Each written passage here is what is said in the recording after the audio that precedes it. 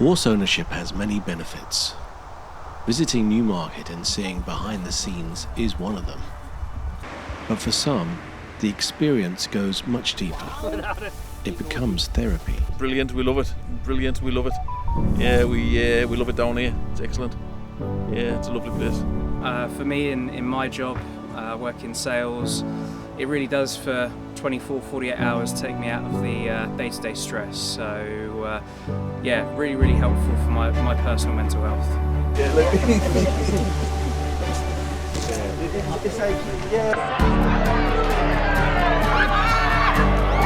It's like nothing else. It's, I say, like you could own a yacht, you could do lots of things, but owning a horse is absolutely fantastic. It's great now, you get the syndicate, so a lot of people can pay £100 and feel involved. And that's growing, isn't it? That's growing, of course, yeah, which is great. A national newspaper has recently labelled the town as the richest in Britain, but there's a shadow over it. I'm running to the finish. If you look at the financial side with what's happening with prize money, it's not good. Obviously other countries are a lot better, like France. You know, you're lucky if you get back 15-20% of what you put into racing, but it's a passion, it's a way of life, it's a very expensive hobby. And when you get the highs, when you have a winner, you can't explain it unless you've experienced it. The whole thing has got more expensive. The only thing that hasn't gone up as quick is the prize money. And being both sides of it, having betting shops with my dad, owning racehorses and also gambling as well, so I can see it from all different aspects, the prize money hasn't really gone up in the last 20 years. And that is for various reasons, which is probably way above my pay grade. But I do honestly believe that the reason why is that the betting companies now based mainly offshore, and they don't put as much money into horse racing as they should. And if you look at models in Hong Kong, Australia, America and even France, their prize money is substantially more than what it is here. And that's the reason they have a tote pool system where all the money goes back into the racing and gets shared out with the prize money. In this country, unfortunately, the bookmakers take a huge percentage out of it and don't, in my opinion, put enough back into it. But I say, English racing, with the affordability checks, that's really been damaging to the horse racing world, that the government are intent on bringing in. It means sometimes you can't even have a decent bet on your own horse, right, even if you can afford it, and they want to see your tax returns, which is very intrusive. So that's one bad thing that I think is not helping racing at all. I know that quite a few owners have already left the game because of that. So that's not good. But overall, it's a passion. We've had some of the best days of our life being owners, yeah, and that's what we do it for.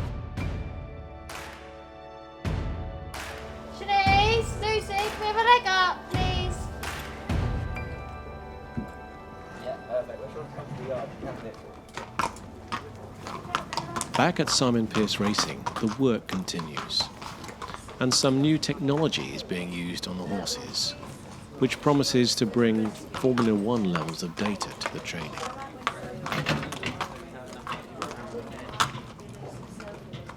Push your button and you've got to find the chip so it recognises the horse. Your beep so it's recognised the horse.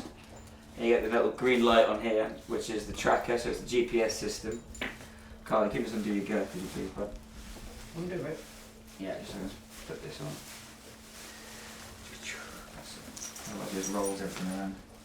You're going to put this just in the arch of the wither. So then you can already see it's picking up the heart rate. That's down here, which I've got the wire. What details does it give you? All sorts. You get stride length, heart rate, GPS, like speeds. There you go. I thought that. And then it'll do. It'll show you like sectional timings.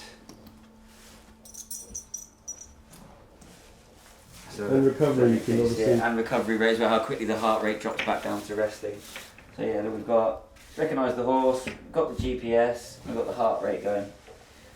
So, and then it will follow us as we go up to the Bahathri. Hey, my little woolly bully. This morning, 4 of Simon's horses are carrying the new heart monitors. The hope is that any data will help in race prep.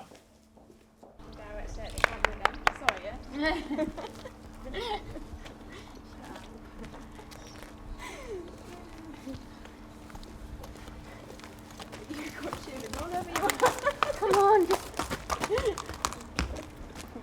Don't worry about me.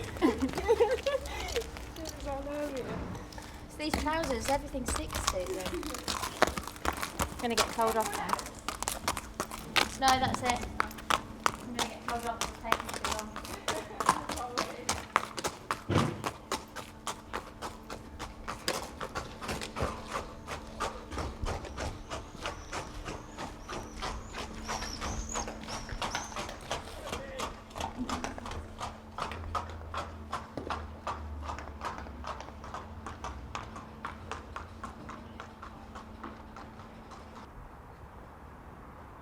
The horses are on their way to the Bahathri gallops, which allow for near race speeds, around 40 miles an hour.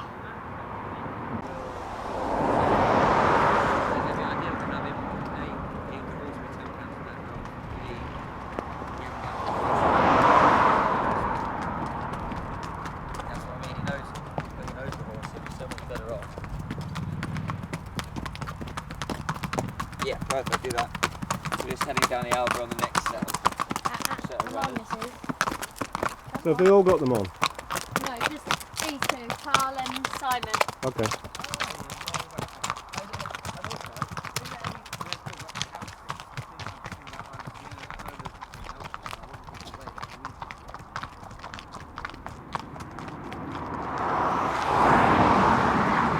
Simon sets the pace, keeping the horses in line as much as possible, which is vital when analysing the data.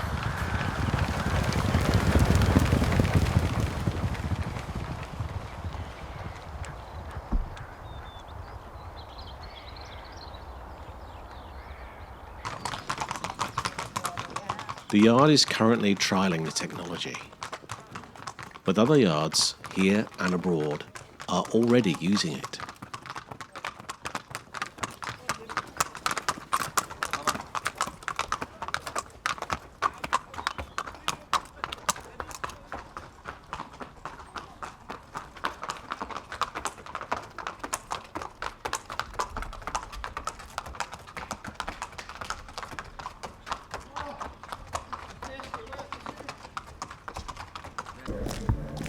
For Simon, this new technology is something he may have to get used to. Good man. Oh, it's nice and cool in here. Didn't turn it off. Let's neat and tidy. So you trialing these? Trialing them, yeah. So Brett's very kindly sort of paying them to see how we get on with them, like a 6-month trial. Yeah. See how we get on. It's like everything, it's sort of them, you kind of know as a rider and as a horse person what's going on with the horses, but it's quite nice if you have the facts and the figures and everything, just sort of back up any ways that you can help yourself. Right, so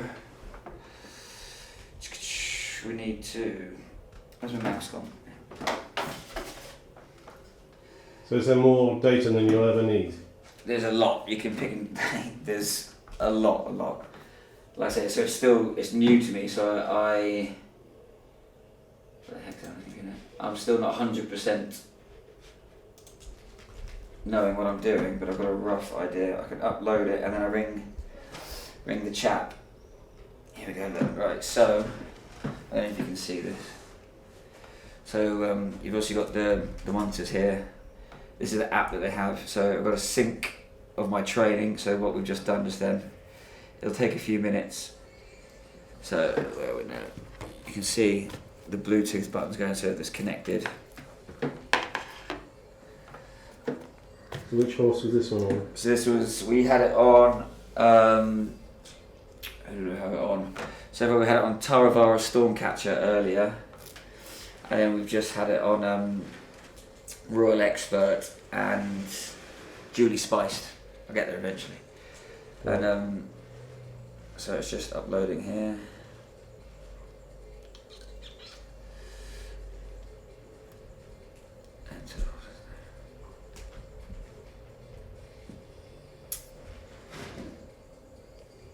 So it's still going. Oh, there's a lot of data.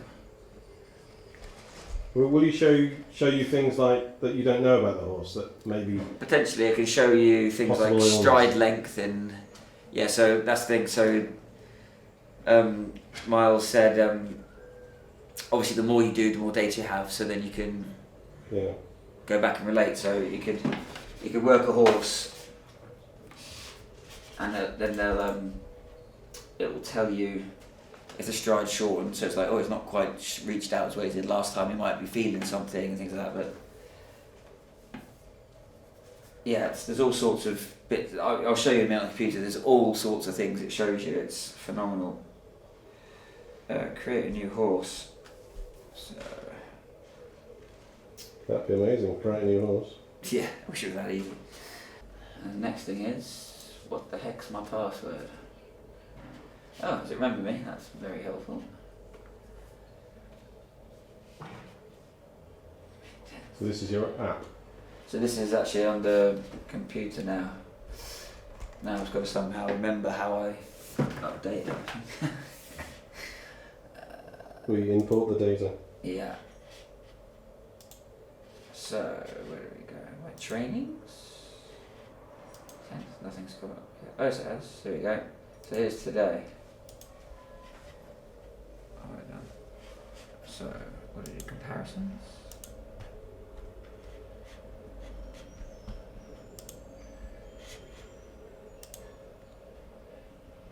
It's still uploading maybe. So yeah, the 10th, and we've got Stormcatcher, Taravara. So here we go. So this is how Stormcatcher worked today. So you've got max speed, he managed it at 39.7 miles an hour. His best furlong was 11.3. His best 3 furlongs was 34.4. Like working distance, 1,130 meters. Max heart rate 218. Fastest recovery percentage of max heart rate 57%. So I'm still sort of trying to learn if this is good, bad, or ugly. Like, and then what else have we got? So heart rate zone. So obviously, like when they're aerobic, anaerobic, and all that kind of stuff. You got the maps. So the red shows when the heart rates go elevated. So that's when they're cantering or working. So then here you go. Here's your speeds and everything. The graphs. So that's heart rate. Yeah, so that's speed, heart rate, and stride length. Yeah, it's incredible. And there's sectionals. So what I'm going to do, I'll ring him up. So this section was a bit of work, and then he'll put the finish line, so you can see as they build up and the speeds. So miles per hour, 19, 31, 34, 37, 39, 39, 38. Then obviously we've slowing down after that. Is this data not kind of important to keep away from other people? I mean, well, yeah. So you're all you've got your own login, and they've got a strict data we just about protection. put it on. Well, that's all right for me. I don't mind showing that bit. Doesn't Right, matter. okay. It's only like a nice bit of work. You didn't do anything wrong with the one. No, true. This is so we pay for this bit anyway, so I imagine it's fine for me to use it anyway. No, I wasn't thinking of that. I think it's your own data. You know, if you own it. And Yeah, well, it's alright if there's one bit of work. It was a good bit of work, but I didn't ask him for everything. It was just like a nice, good. That's fine. That's good. So in theory, he could probably improve on these. Well, he should improve on these. I think I'll need another couple because we're aiming to run him at the end of the month at York in a good meeting, in a good race. Right. So we'll see where we're at. Okay, but there's loads of information. I mean, there's so much.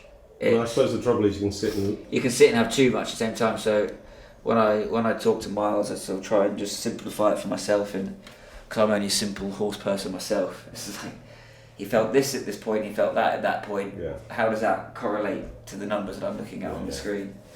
So then, Well, obviously spending your time in here and not out there. yeah, I love being with the horses as well. But Yeah. so, but I know this is massive, and in Australia, sort of David Eustace, who's training in Australia now, moved to Hong Kong. He's big into it. It's massive in France. It's pretty big all over the world. There's quite a few trainers in Newmarket using it. But I tend to find that horse racing people they want to move forward with the times, but then when they find something, they resist it. This is a little bit. Yeah, that's kind of. So this is kind of a big leap forward in. That's the thing as well, with probably numbers of staff sort of dropping a bit. This helps. And if you're getting new members of staff in that are learning, so that you can have your senior member of staff in front and they're doing the piece of work, and then maybe a new and behind, so then they can do the fraction of the pace, and they can come sides, and then you can explain to them how it went in the bit of work, and then you can see the horse for yourself potentially. That's maybe one way of looking at it also. Yeah. So you rode on the Bahathri today. You rode. I think I hoping to get the results that you. I was leading. I was setting the fractions, so I can see if I can set good pace or bad pace as well. You can see it. Let's see if it's quite even. But Stormcatcher was out the back. I was on Taravara. Where's Taravara? Let's see what I did on here. It should be similar. Well, let's see what Taravara. Because you seem to be pushing it today on. When you went by me. Yeah. So this bit of work I got here was one before you came. Okay. So the other one that you had was the 3 fillies. You didn't get out of bed in time. Could be that. Yeah, definitely. In the last episode, we visited the Bunt during its holiday. The horse is owned by Brett Little, who owns a local wine bar called Gigi's and is about to start his own syndication company. His commitment to the horse racing business is substantial. He has some interesting advice for would-be horse owners. So, I moved to Newmarket 2 years ago, really just to be here to see the horses, because I absolutely adore them and love everything about them. When arriving in Newmarket, I wanted to have a racehorse. But then, if you look at the cost of having a racehorse, it can be quite expensive. So it's you've got to try and find a way around the best way you can to afford to get involved in the sport and enjoy it as much as humanly possible. I managed to find, first of all, a big horse that you've probably seen on the programme called the Bunt, and he's a lovely big horse. He's got a great future. We bought him from Godolphin.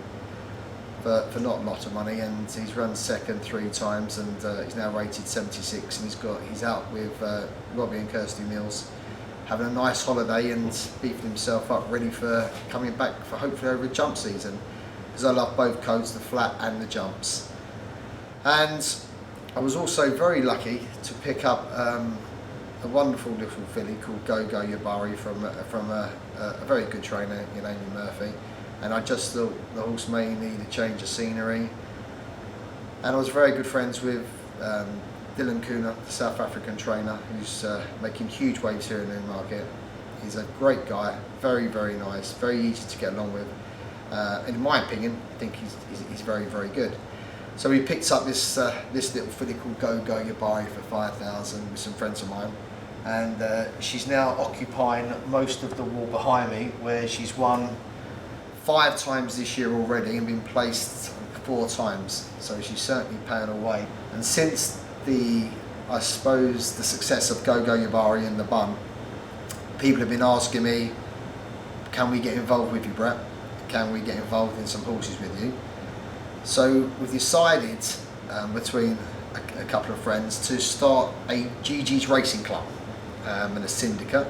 They're 2 totally different things. The club is more of an information basis where you can watch all of our horses that are in the syndicate without actually being involved, paying any annual fee. There will be a very, very small subscription where you can just follow the horses. and you can come down to see the horses in the stables, and obviously go up Warren Hill, which is probably one of the most magical places in the world in my opinion. Warren Hill has an atmosphere and it's such a spectacle, and unless you've actually been here you won't appreciate how beautiful it really is. And the other side is syndication, of being involved more with the horse, where you actually own a percentage of the horse. And the reason why I believe that syndication is the way forward is because people like myself, who can't afford probably to have the whole horse, they can still have the same enjoyment for a fragment of the price. And everyone asks me, it's not yours. I do say to people, when they win, and two of the guys that are in the Go Yabari, when the horse first won, said it's probably the best day of their lives, including when their children are born. I hope their wives are not listening to this. But they said it was just phenomenal. And I don't think it ever goes through your head if you own 24%, 1%, 10%, 50%. And if you do own 100%, you want all your friends there with you anyway. And it's a bit like if people go to watch football or rugby, you go and cheer your team on, you're elated if they win or lose, but you actually don't own part of Man United, Liverpool, West Ham or whatever. You're there for the spectacle with your friends and enjoying the ambience. And that's the same with horse racing. I think horse racing, obviously the sport of kings, is in my opinion one of the greatest sports of all time, and it's lovely to be a part of that. And I know a lot of people will do the maths and say, well, look at the prize money, look how much it costs to keep a horse, and if you want to go down that road, you're probably right. But I do know the trainers, especially in Newmarket, all the trainers do a fantastic job. They work really, really, really hard. And I know there's not that much money in training a racehorse from their side. It's not as if they are trying to put the training fees up so high so they can earn more money. It's cost of living. It's like travelling to a racecourse now, where 15 years ago it cost a fraction of the price that it does now, but obviously that's including the fuel prices, etc. So the whole thing has got more expensive. There's different models of syndication. I mean, the way we're going to probably run GG's Racing is we will, instead of having the members paying for the actual horse, we'll probably buy the horse and lease them to the club, and they can have 100% of all of the prize money that the horse wins. You pay one set fee a year, and that means you won't get any expected fees coming through the door that you don't really expect. So you have the option to know that that's your yearly annual payment, and we're actually going to put 5, possibly 6 horses in the racing club, so there's many horses to follow throughout the year. And in my opinion, the only way you can affordably be able to do it, unless you're a multi-millionaire, is to get involved in syndication. Yeah. That's why I'm so for syndication. If it was down to my own personal wealth to own these racehorses, I wouldn't be able to have one. But you syndicate it, you share the cost out, and you can get there. And hopefully, fingers crossed, we will be there on Derby Day, rubbing with the rubbing shoulders. I mean, it's so hard, especially for small trainers, to make a living now. It's a way of life for them. I mean, if you went in it to make money, it's more or less impossible. But I say it's a way of life. It's a passion for them as well as the owners, and it's great to see quite a few more horses in the yard. Yeah. And I'm sure we could do with another 10 at least. So anybody out there watching, send your horse to Simon. He's a good trainer, as I say, trustworthy.